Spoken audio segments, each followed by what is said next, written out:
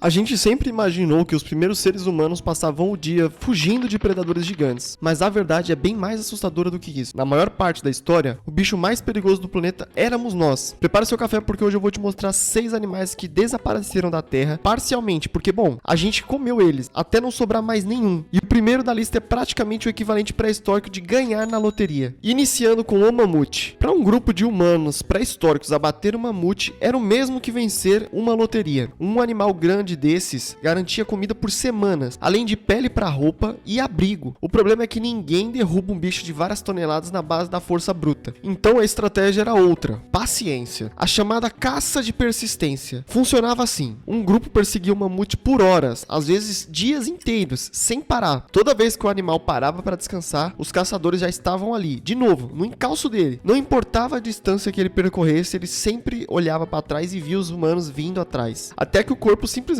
não aguentava mais. Só que a perseguição não era o único método. No México, grupos inteiros cavavam buracos rasos para fazer os mamutos caírem dentro. E há evidências que alguns bandos até guiavam os animais até penhasco. E o mais curioso, ainda é tecnicamente possível comer carne de mamute hoje em dia. Já teve gente que desenterrou um exemplar preservado no permafrost na Sibéria e experimentou. Segundo relatos, o sabor lembrava um jerky de carne bovina, só que velho e ressecado. E por falar em coisas estranhas de se comer, os neandertais tinham um hábito ainda mais perturbador: caçar filhotes de outros animais só pelo cérebro. Foram encontrados crânios jovens com fraturas que sugerem exatamente esse tipo de consumo. E ao que tudo indica, cru. Mas talvez o detalhe mais sombrio seja outro: existem fortes evidências de que os próprios neandertais praticavam canibalismo entre si, provavelmente em períodos de fome extrema. Em uma caverna na Europa, pesquisadores encontraram ossos de neandertais com marcas idênticas aos que a gente deixa em açougar. Ninguém sabe exatamente o que aconteceu ali, nem se foram outros neandertais ou humanos um pouco mais modernos que sejam responsáveis. Mas em algum momento da era do gelo, alguém decidiu que outro ser humano também poderia ser um jantar. O segundo é o dodô. Nem todo animal extinto por causa da nossa fome oferecia resistência. O dodô é o exemplo perfeito disso. Milhões de anos atrás, um grupo de pombos atravessou o Oceano Índico, pousou na ilha de Maurício, um lugar sem absolutamente nenhum predador natural. Com o tempo, essas aves foram crescendo, chegando a quase 1 metro de altura e sem nenhuma ameaça ao redor, foram perdendo até o instinto de medo. Elas simplesmente não precisavam mais disso para sobreviver. Provavelmente foi exatamente por causa dessa mansidão que os marinheiros portugueses deram o nome do animal de dodô. Vem de uma expressão usada para descrever algo bobo, ingênuo. Outra teoria é que o nome veio do próprio som que o pássaro fazia.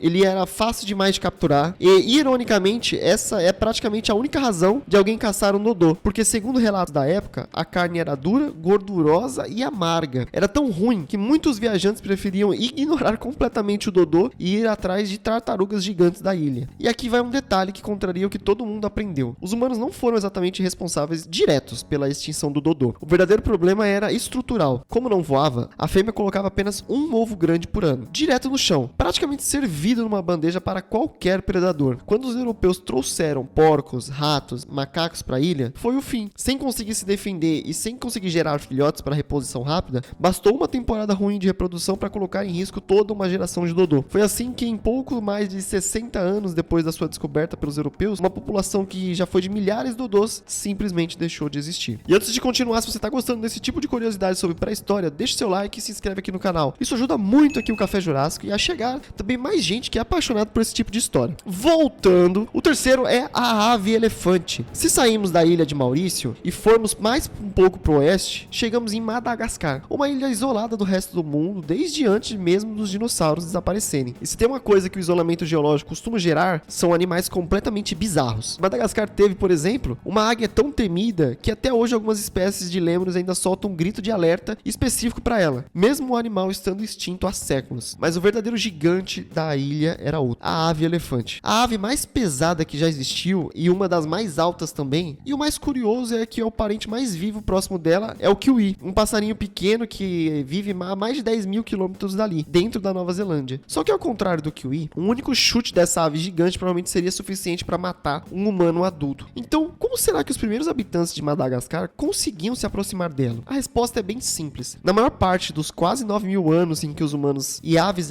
elefantes conviveram na ilha, ilha, ninguém estava caçando um animal adulto. Estavam atrás dos ovos. E esses não eram ovos comuns. São os maiores ovos já colocados por qualquer vertebrado vivo ou extinto. Maiores do que até os muitos dinossauros saurópodes gigantes. Arqueólogos encontraram uma quantidade enorme de cascas desses ovos ao lado de fogueiras antigas. O que sugere que aquilo ali era, literalmente, a maior omelete que a humanidade já preparou. No fim, foi essa combinação, roubo constante de ovos somado à destruição do habitat da ilha, que levou a ave-elefante à extinção há cerca de 1000 anos. O peixe-boi de Steller. Agora vamos ao maior cinério que já existiu. O grupo de animais que inclui peixes-boi e dugongos atualmente, o maior representante vivo dessa família chega a 4 metros e pouco, e um pouco mais de 1,5 toneladas.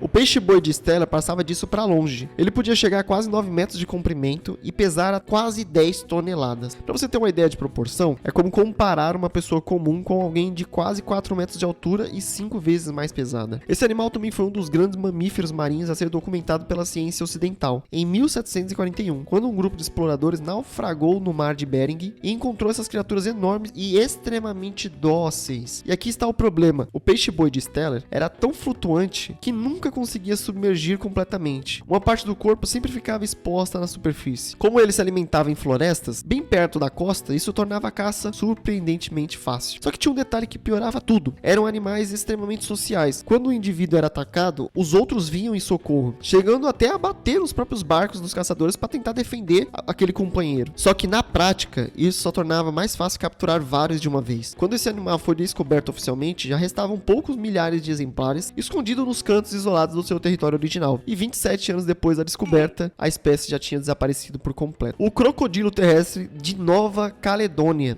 Vamos equilibrar um pouco o clima pesado agora. Quando os dinossauros foram extintos, não foram os mamíferos que assumiram o posto de predador dominante logo de cara. Foram os crocodilos terrestres gigantes. Com o tempo, praticamente todos foram substituídos por outros grupos, exceto um, o último sobrevivente, isolado na ilha de Nova Caledônia, no Pacífico. Só que diferente dos parentes gigantes, esse aqui, relativamente pequeno, com pouco menos de 2 metros, o nome científico dele é Mecosuchus, batizado assim justamente porque ninguém esperava encontrar um crocodilo terrestre vivendo numa ilha remota, ainda por cima considerado extinto há muito tempo. E tem outra curiosidade: enquanto a gente sempre associa crocodilos à dieta extrativamente carnívora, esse aqui provavelmente era onívoro. Quando os primeiros humanos chegaram à ilha, há cerca de 3.000 anos, os ossos desses crocodilos começavam a aparecer em antigas lixeiras humanas. Ainda não dá para saber se com certeza se estávamos comendo esses animais ou se eles estavam vasculhando o nosso lixo, tipo um guaxinim. Talvez tenha sido as duas coisas ao mesmo tempo. O Diprotodon. Vamos agora até a Austrália conhecer o maior marsupial que já existiu. Imagina um wombat do tamanho de uma SUV. Essa é basicamente a melhor forma de descrever um Diprotodon. Os machos ficavam mais altos até que humanos adultos e pesavam tanto quanto um carro pequeno, já que provavelmente viviam em pequenos grupos formados por várias fêmeas e um único macho dominante. A comunicação entre eles provavelmente envolvia grunhidos graves e profundos, produzidos por cavidades nasais enormes, o que fazia todo sentido considerando a quantidade de predadores que rondavam esse ambiente. Porque convenhamos, na Austrália pré-histórica, os humanos estavam longe de ser a coisa mais perigosa por perto. Existia o leão marsupial e o verdadeiro terror do continente, a megalânia, um varanídeo gigante e venenoso que passava dos 6 metros de comprimento. Então, para um Diprotodon, os humanos era só mais um item na lista de ameaças, só que um item persistente. Estima-se que os humanos chegaram à Austrália entre 65 e 50 mil anos atrás, e não muito tempo depois disso, o Diprotodon já tinha desaparecido. O quanto disso foi culpa direta à caça ainda é debatido entre pesquisadores, mas em um abrigo rochoso no sul da Austrália, arqueólogos encontraram ossos de Diprotodon lado a lado com ferramentas humanas, em um local que fica meio de uma encosta de montanha, o que sugere que alguém carregou aquele animal até ali de propósito. Só que a caça provavelmente não foi o único fator. Na mesma época, o clima da Austrália estava passando por uma seca severa. O maior exemplo disso é o Lago Calabona. Hoje é praticamente uma extensão seca da terra rachada, mas milhares de anos atrás era um dos principais pontos de água da região, e os Diprotodons dependiam completamente dele. À medida que a água ia sumindo, esses animais precisavam caminhar cada vez mais longe para conseguir beber. E é por isso que o leito desse lago está cheio de ossos, é um verdadeiro cemitério de Diprotodons que não conseguiram chegar a tempo até a água que restava. E convenhamos, para um grupo de humanos faminto por perto, isso deve ter tornado a caça bem mais fácil do que deveria ser. É engraçado pensar nisso. A gente sempre imagina na pré-história como uma luta constante entre predadores gigantes, mas na real, a boa parte dessas espécies não desapareceu porque eram perigosas demais. Desapareceram justamente porque eram fáceis demais. Se pensarmos bem, esse padrão se repete até hoje, só que em outra escala. Agora eu quero saber se você pudesse voltar em um único animal extinto, só pra experimentar o sabor, qual deles seria? Deixa aqui nos comentários e se você chegou até aqui, com certeza vai gostar do próximo vídeo aqui do Café Jurássico. Um abraço e até a próxima xícara.